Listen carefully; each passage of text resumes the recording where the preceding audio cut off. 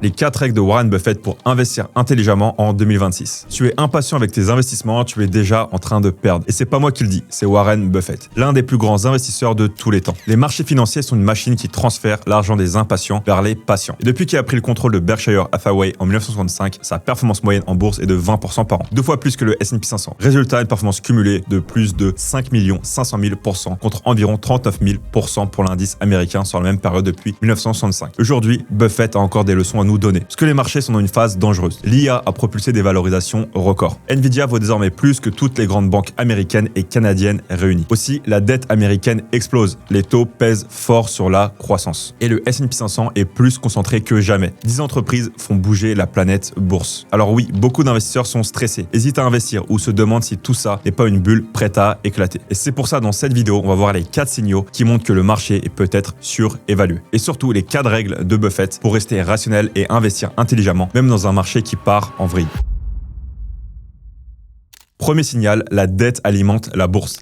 Les investisseurs achètent de plus en plus d'actions à crédit. Et le volume d'achat sur marge, c'est-à-dire d'actions achetées avec de l'argent emprunté, a explosé. Aux US, la dette de marge a atteint un record historique d'environ 1200 milliards de dollars en 2025, en hausse de plus de 40% sur un an. Autrement dit, la hausse des marchés est en partie artificielle, gonflée par de la dette. Et ça, Buffett déteste. Quand les investisseurs empruntent pour acheter des actions, ils amplifient leurs gains, mais aussi leurs pertes. Et à la moindre correction, ils sont forcés de vendre, ce qui accélère encore la chute. On l'a vu en 2000, en 2008 et même brièvement en 2022. L'histoire ne se répète pas, elle rime souvent. Et le pire, c'est que ce levier ne concerne pas que la bourse. Les ménages américains s'endettent aussi pour maintenir leur train de vie, étranglés par l'inflation et la hausse des taux. Au final, c'est un cocktail explosif, croissance molle, dette record et valorisation extrême. Et c'est là que Buffett rappelle sa première règle d'or. Quand j'achète pas une action, j'achète une entreprise. C'est simple mais fondamental. Quand tu regardes uniquement le prix d'un titre, tu n'investis pas, tu spécules, tu joues à deviner le prochain mouvement du marché. Un jeu que même les professionnels perdent sur le long terme. Un vrai investisseur, lui, s'intéresse à l'entreprise. Il veut savoir comment elle gagne de l'argent, si ses marges sont stables, si son cash flow croît, si sa dette est maîtrisée. Parce que le prix d'une action peut bouger pour 1000 raisons à court terme, avec la peur, l'euphorie, un tweet, un rapport trimestriel. Mais la valeur intrinsèque d'une entreprise, elle, dépend de ses bénéfices futurs actualisés. Et c'est pour ça que Buffett répète toujours qu'il préfère acheter une entreprise formidable à un prix correct plutôt qu'une entreprise moyenne à un prix formidable. Parce qu'à long terme, ce sont les fondamentaux qui dictent la trajectoire, pas les émotions du marché. Et si vous souhaitez aller plus loin et obtenir ma watchlist d'actions, je vous ai tout rassemblé dans un Google Sheets avec un descriptif complet de chaque entreprise. Donc ça vous intéresse, le lien est dans la description. Pour revenir à notre vidéo, c'est important de comprendre pourquoi ton investisseur échoue. Il confond volatilité et risque. Un titre qui chute de 10% en une semaine n'est pas forcément risqué. Le vrai risque, c'est de ne pas comprendre ce qu'on possède et de vendre du coup au pire moment parce qu'on n'a aucune conviction sur cet actif. Et c'est là qu'intervient la différence entre un prix et une valeur. Le prix, c'est ce que tu payes et la valeur, c'est ce que tu obtiens. Et plus tu analyses la valeur réelle d'une entreprise, ses flux trésorerie, son avantage concurrentiel, sa capacité à résister au cycle économique, plus tu gagnes cette tranquillité d'esprit indispensable pour tenir dans la tempête sur le long terme. Donc premier warning, la dette alimente la bourse. Il faut faire attention aux actions sans réelle conviction dessus avec des fondamentaux plus que moyens.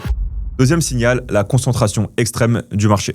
Aujourd'hui, le S&P 500 est plus concentré qu'il ne l'a jamais été. Les 10 plus grosses entreprises plaisent plus d'un tiers de l'indice et c'est plus qu'au pic de la bulle Internet en 2000. Avec Apple, Microsoft, Nvidia, Amazon, Google, Meta, Tesla. Elles dominent tout. Et quand un indice devient trop concentré, il devient vulnérable. Et le ratio court-bénéfice, donc le fameux PER du S&P 500, dépasse aujourd'hui les 30. Un niveau atteint seulement avant 2008 et avant la correction de 2021. Et historiquement, la moyenne tourne autour de 16 à 20. Autrement dit, le marché devrait chuter de 40 à 50% pour revenir à un niveau de valorisation normal. Mais attention, ce n'est pas parce que c'est cher que ça va baisser demain matin. Buffett le rappelle souvent, la bourse peut rester irrationnelle plus longtemps que vous ne pouvez rester solvable. Alors que faire? Rester lucide et investir dans ce qu'on comprend. C'est la deuxième règle de Buffett. Connais ton cercle de compétences. Tu n'as pas besoin de tout savoir. Tu n'as pas besoin d'avoir un avis sur chaque tendance. Et tu dois savoir ce que tu comprends et ce que tu ignores. L'IA, c'est un peu comme l'automobile en 1905. Tout le monde savait que cette technologie allait transformer le monde de demain. Et c'est exactement ce qu'elle a fait. Mais à l'époque, il y avait plus de 2000 constructeurs automobiles rien qu'aux États-Unis. Et sur ces 2000, à peine 3 ont survécu. Ford, General Motors et Chrysler. Moralité, tu peux avoir raison sur la tendance et perdre tout ton argent sur les mauvais chevaux. Et ça, c'est l'un des pièges les plus classiques des grandes révolutions technologiques. On confond l'idée et l'investissement. On se dit l'IA va tout bouleverser, donc toutes les boîtes d'IA devraient exploser, et ça ne fonctionne jamais comme ça. Quand une innovation change le monde, la majorité des acteurs initiaux disparaissent. Les marges se compressent, la concurrence s'intensifie et les effets de mode s'inversent. Ce n'est pas toujours le meilleur produit qui gagne, mais c'est souvent celui qui maîtrise le capital, l'exécution et la distribution. Et c'est exactement exactement ce que Buffett veut dire quand il parle de cercle de compétences. Tu n'as pas besoin d'avoir un avis sur tout. Mais si tu investis dans un secteur aussi complexe que l'IA, tu dois savoir comment ces entreprises monétisent cette technologie et où se trouve réellement la valeur captée et si leur modèle économique est vraiment durable. Parce que dans chaque révolution technologique, il y a deux types d'investisseurs. Il y a ceux qui parient sur l'innovation et il y a ceux qui investissent dans la valeur créée autour d'elle. Les premiers achètent des startups d'IA en espérant tomber sur la prochaine Nvidia et les seconds, eux, regardent qui fournit les puces, les data centers, l'énergie, les logiciels d'infrastructure. Bref, ceux qui captent la rente pendant que les autres se battent pour exister. Et c'est souvent ces acteurs-là, les discrets, les évidents après coup, qui finissent par générer les rendements les plus solides. Donc deuxième point d'attention, la concentration extrême du marché et qui est historiquement à des niveaux de concentration qui ont précédé des grosses corrections.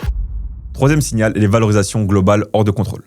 Buffett a un indicateur célèbre qu'il surnomme le meilleur thermomètre du marché, le Buffett Indicator. Son principe est d'une simplicité désarmante. On compare la capitalisation boursière totale de toutes les entreprises américaines à la richesse réelle produite par le pays, c'est-à-dire son PIB. Autrement dit, si la bourse vaut beaucoup plus que ce que le pays produit, cela veut dire que les investisseurs payent beaucoup trop cher pour posséder une part de cette économie. Et aujourd'hui, l'indicateur affiche un niveau d'environ 70% supérieur à sa moyenne historique. Un excès qu'on n'a jamais réussi à maintenir plus de 6 mois sans connaître une grosse correction. Ça peut être un signal clair que le marché américain est cher. Pas nécessairement en danger immédiat, mais clairement tendu. Et pourquoi c'est si important? Que ça rappelle une vérité simple. Le prix que tu payes détermine ta performance future. Quand tu achètes des actions à des valorisations excessives, tu réduis mécaniquement ton potentiel de performance à long terme. Et c'est précisément pour ça que Buffett insiste autant sur sa troisième règle. Toujours investir avec une marge de sécurité. Cette fameuse marge de sécurité, c'est le coussin entre la valeur réelle d'une entreprise et le prix que tu es prêt à payer. Plus ce coussin est épais, plus tu es protégé contre les imprévus. Et Buffett utilise une métaphore très parlante. Imagine que tu conduis un camion de 9,8 tonnes sur un pont limité à 10 tonnes. Si le pont est à 1 mètre du sol, pas de souci. Mais s'il est suspendu au-dessus du Grand Canyon, tu vas peut-être vouloir une marge un peu plus large. Et en bourse, c'est pareil. Quand tout est bon marché, tu peux te permettre un peu plus d'audace. Mais quand tout est cher, tu dois être plus sélectif, plus patient et plus exigeant. Acheter avec une marge de sécurité, c'est refuser de payer trop cher. Et ça, même pour une excellente entreprise. Parce que c'est ce qui te protège des crises, des erreurs de jugement et surtout de toi-même, de cette tentation d'acheter au moment où tout le monde le fait. Donc troisième point d'attention, les valorisations actuelles peuvent paraître assez élevées. Et il faut toujours garder cette marge de sécurité qui peut être assez fine en ce moment. Quatrième signal, l'agitation des investisseurs particuliers. Ces derniers mois, on a vu revenir la fièvre du trading. Options, paris à effet de levier, day trading, crypto. Bref, les particuliers se ruent à nouveau sur les marchés comme s'il suffisait de cliquer vite pour devenir riche. Les volumes explosent. Les applications de courtage affichent des records d'activité avec de plus en plus d'introductions en bourse, avec par exemple eToro ou même Kraken, une plateforme crypto qui vise prochainement une IPO. Et les forums qui regorgent de paris à court terme sur le prochain Nvidia. Mais historiquement, c'est un très mauvais signe. Que chaque fois que la foule se croit plus intelligente que le marché, lui, finit toujours par rappeler la réalité. C'était vrai pendant la bulle Internet, pendant la période GameStop, et c'est encore vrai aujourd'hui. Quand tout le monde essaie de jouer à l'investisseur, le marché redevient un casino, et comme dans tous les casinos, c'est toujours la maison qui gagne. Et Buffett, lui, a toujours eu une philosophie inverse. Si vous aviez seulement 20 opportunités d'investissement dans toute votre vie, je pense que vous réfléchiriez beaucoup plus avant d'en utiliser une. C'est ce qu'il appelle la règle des 20 coups. Imagine une carte avec 20 cases. Chaque fois que tu achètes une action, tu coches une case. Et une fois les 20 utilisées, c'est fini, c'est terminé. Résultat, je pense qu'avec ça, tu deviendrais beaucoup plus sélectif, discipliné et patient. Tu réfléchirais à chaque achat comme à une décision d'entrepreneur, pas comme un ticket de loto. Et c'est exactement cette mentalité qui a fait la différence dans la carrière de Buffett. Il a fait peu de gros paris, mais les bons, et il les a tenus très